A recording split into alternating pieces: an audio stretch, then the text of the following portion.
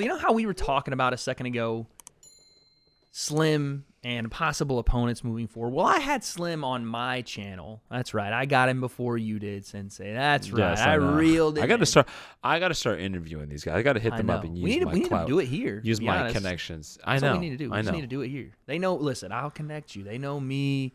You're the captain of Happy Punch. I know, right? You know what I'm saying? Exactly. I get all the guys too. Figure it out. But I was talking to him, right? We broke down the fights together. Hopefully by the time this video's out, Misfits and DAZN have stopped copywriting my video. Please. Not on purpose. I understand. They're just doing their job. But I asked him this question. And I asked him on fight night, but it wasn't really fair to him. I wanted him to enjoy his win. But I asked him again. I was like, man, who do you want to fight next? And you know, what time frame are you looking at? And he goes, well, Wade, he said, I want one name and one name only. Okay. He said, I want Gib. It's the perfect fight. And I can't disagree with him because how many times when we talk about Gib do we talk about Slim? How many times when we talk about Slim do we also talk about Gib? These two are on a collision course. It only makes the most sense in the world to match them up. And to be honest, I don't think we need much more build. I don't think they need one or two more fights. I think the time is, I wouldn't say like now, but I would think January, or if you want them to headline their own card, maybe Misfits number 5. I don't know. But their next fight. They got a headline. That's what I'm saying. They need to be a headlining bout. Their next fight needs to be against each other. That's what it needs to be. There's no Gib versus so-and-so, Slim versus this guy. This is what we run into with professional boxing. Guys don't fight each other at the right time, and we don't get that fight we wanted. This is the time, and I'm going to put this to you now because, ladies and gentlemen, it's time for the breakdown debates. Who would win that fight if they fought healthy right now? Slim or Gib? Let's debate.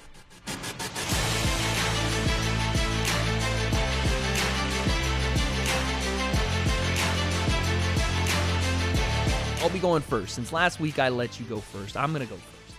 Yep. I'm stepping up to the batter's box, and I'm hitting home runs because it's the postseason in baseball. I think if they fought right now, oh, man, I think we're going to agree. It would be tough for me to see. There's only one way I would see this fight going away from Slim. If they fought right now. And that is, how many rounds are we fighting? Because Slim is an earlier starter. Mm-hmm. He's going to have a massive reach. And what he's shown in this fight, in the fight with Temper, and the fights in Dubai or Abu Dhabi, he can fight in various different mediums. I love Gib to death. But this guy is in Austin, and I think he has more qualities closer to what he saw with Jake than anybody else he's ever fought. Other words, I'm saying Slim wins this fight because he's able to use forward-backward movement, lateral movement. He's able to fight inside, fight outside, and he can do so, now that we've seen, in not just the way of knocking guys dead. He can go distance with guys now. But it's only 4 rounds. If they go 6 or 8, that's where I worry. Because Gibbs says, oh, let me put it in 5th gear. And just starts mowing guys down. But I think if we're going for 4, we're going for 5. With, by the way, Slim on a legitimate camp. I'm talking, 12 weeks, 8 weeks, not just fighting guys 1 month after month after month after month, not getting a real camp, just fighting. Right. Give him time to build his cardio. He's got power in his hands. Dropped Ryan Taylor, who probably, let's be honest, weighed 190-plus pounds on the night of the fight. I mean, Ryan Taylor is built out of wood. Like, Joe Rogan used to say he put his hand around Yoel Romero and it felt like he was hugging a tree. That's the same thing. When I shook Ryan Taylor's hand, I'm bigger than he is. I shook his hand, and it felt like the Hulk grabbed me. So, that's a big dude, dense guy. Slim put him down by brushing him on the nose like a cold breeze. I'm not saying Gib can't put him down because Gib has shown power as well. I'm just saying they fought today. I think Slim gets it done. Tell me why I'm wrong. Yeah, man, we don't agree on this one. I got Gib. Here's the thing. You look at Slim's last two fights. Yeah. Temper, right? Temper is in and out, point style, right?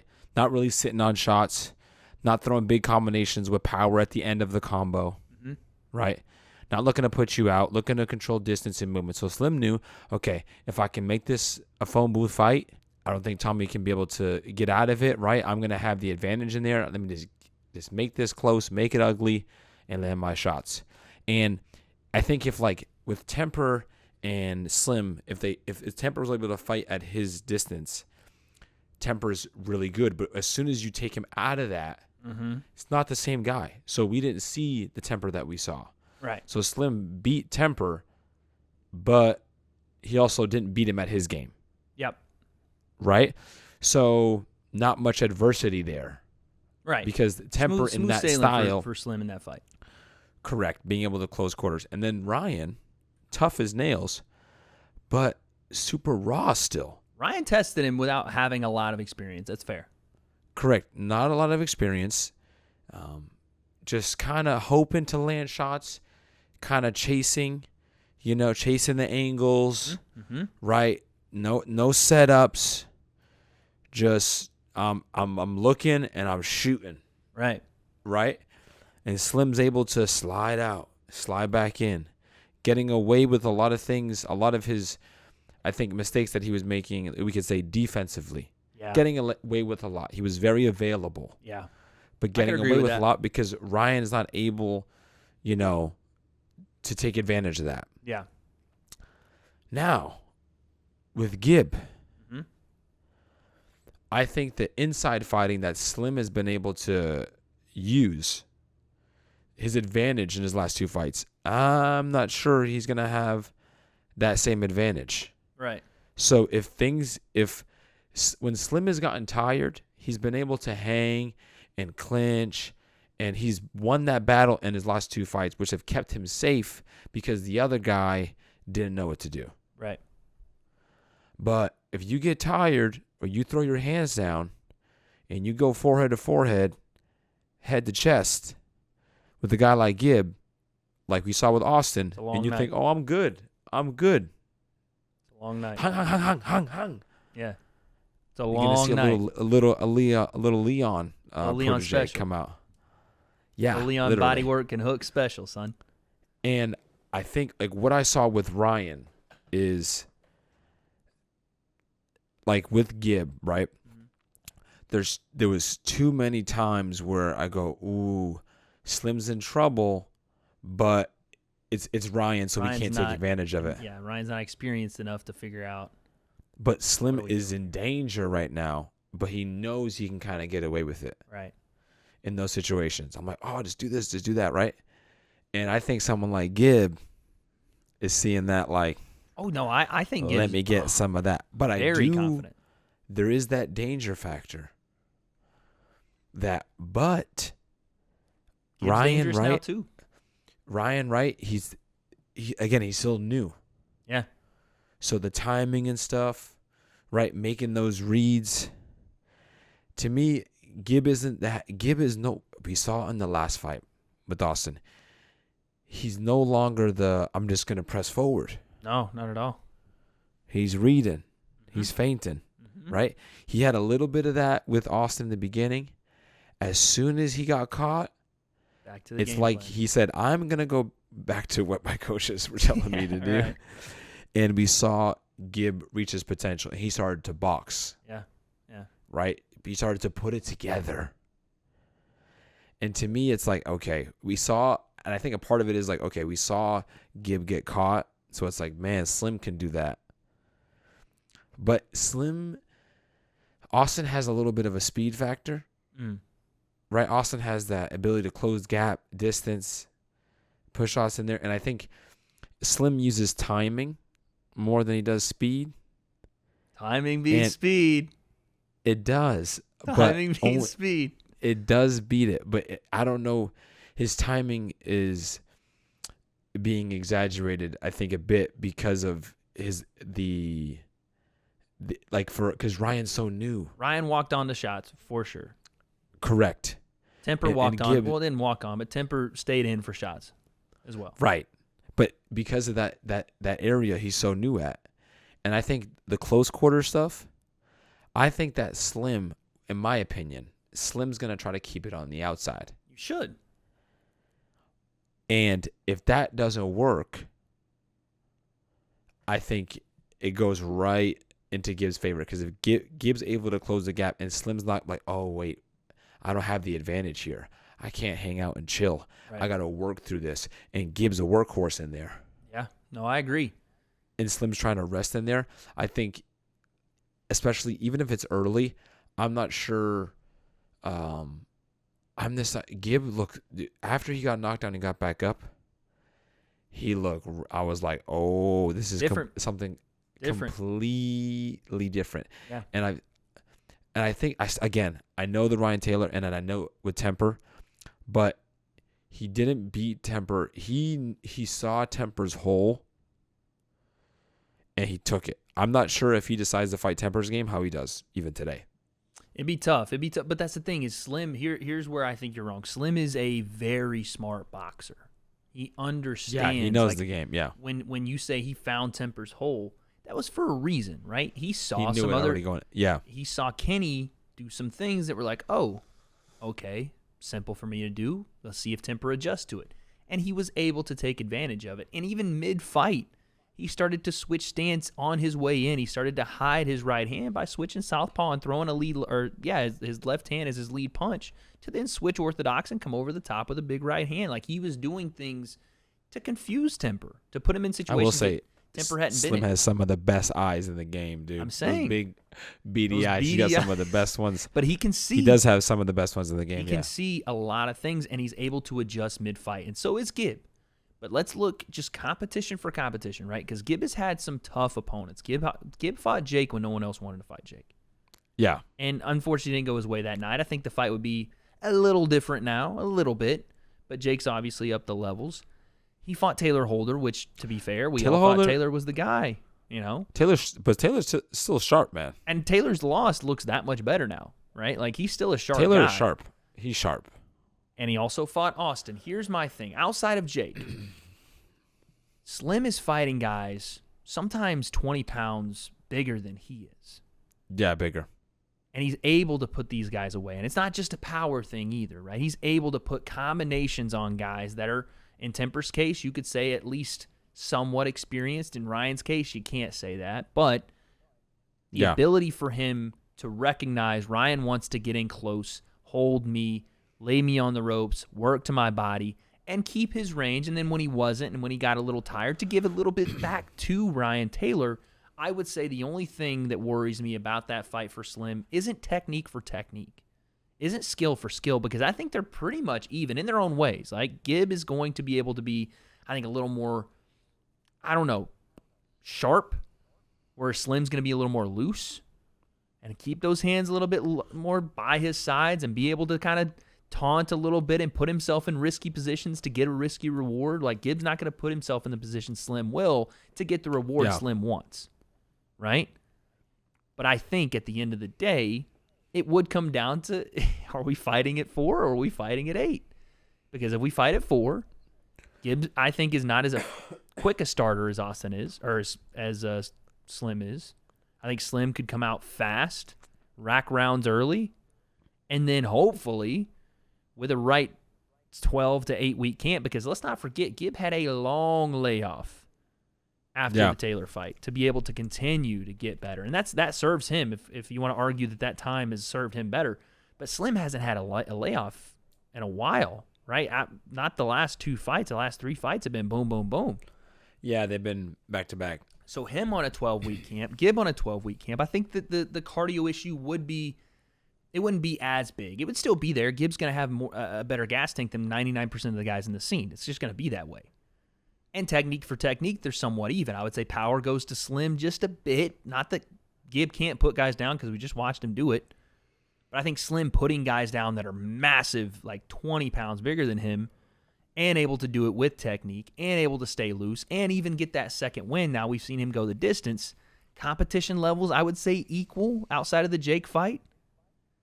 It's a close fight, but I just think Slim's natural advantages, his power, his reach, his eyes, not that Gib can't see things, but I think we've established that Slim is able to show variety. He's fought inside and out, even as the bigger and smaller guy. Gib has really only fought as a guy that needs to he has to gain range. You're not going to see Gib pointing outside off the jab. Slim can do that.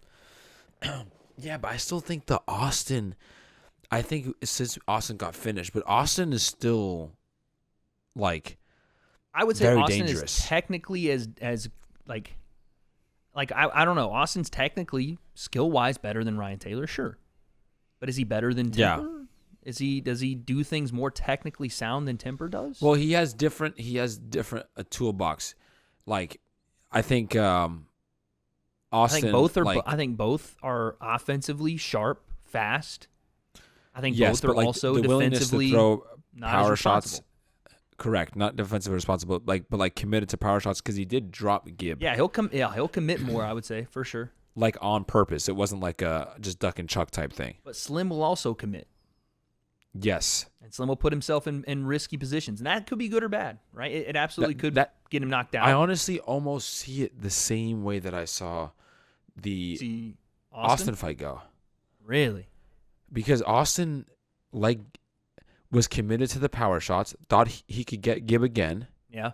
Yeah. Was hanging out where Slim likes to hang out. Yeah.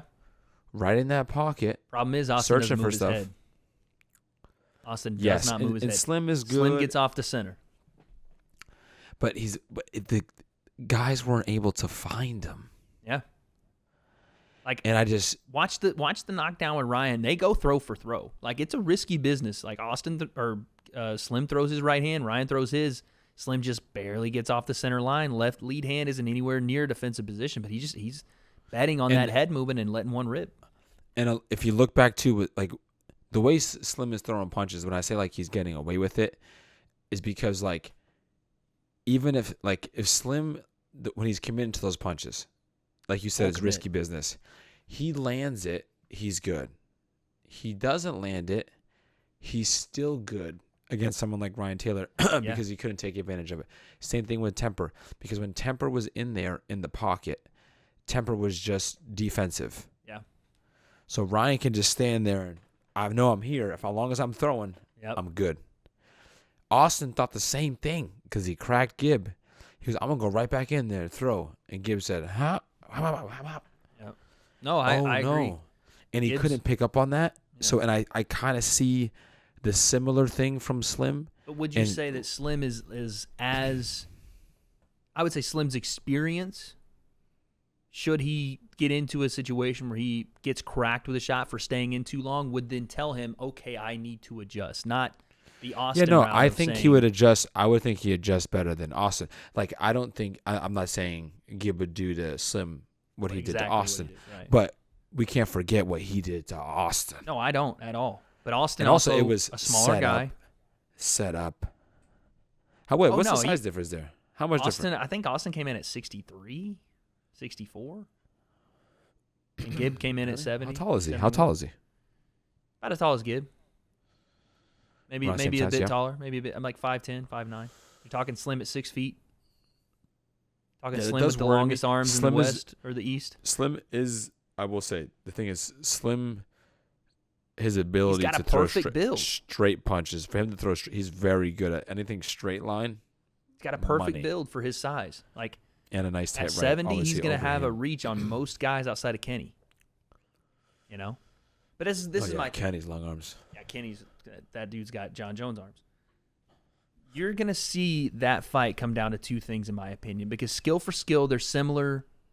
I would say their skill levels are similar at what they do. Slim a little more risky, Gib a little more sharp. I would say Gib's cardio is definitely in his favor. I would say Slim's power, one-punch power, is in his favor. And I think ring IQ is somewhat similar.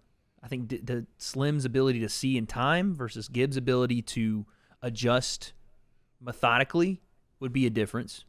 Like, could Slim being able to see tendencies or see something quickly and then boom, time, adjust, go, versus Gibbs just constant adjustment, constant, changing of what he wants to do offensively and defensively over time, wear Slim down? Sure, but I think the biggest thing is going to be the rounds. How long are we going? If we go 8 rounds, it's going to be tough for Slim. Right now. That's what I'm saying. If they fought right now, if they fight 4 rounds and Slim's able to conserve a ton of energy, that's why I said I wish I could have seen the copy box number. He threw volume all 4 rounds. So it's not like Gibb is just going to out-volume him when Slim's throwing like that in 4 rounds. That's the first guy that can match Gibbs' volume. At least in that way, to that extent. Maybe not the same, just constant dot, but the ability to throw combinations. I see Slim walking around a lot. No, that's what I'm saying. It's got to be short rounds. Gibbs going to be bouncing in and out, in and out, in and out, side to side, in and out, side to side. I'm sticking with it, man. I think I love Gibb to death, and he's gonna kill me, and so is Liam. I know they both are. And it's not. And again, I would change this pick if it were 8 rounds. I do see what you're saying, because Slim, he has freak power for that size, man. Also, what it takes to win fights that are close or difficult, he has the guts and the eyes to take those shots and land those shots. He'll dig. He's a dog in there, and so is Gibb. They're both dogs, man. This is what makes this fight so fun. I'm going Slim if it's 4 rounds. If it's more, 6 or 8, my pick might change. But there is the debate. I'm taking Slim. Sensei's taking Gibb. Comment section. We know you guys are the experts. We just act like it, but you guys are the experts, so you let us know down below. Who you taking? If they fought right now with a camp, Slim or Gibb? Come on,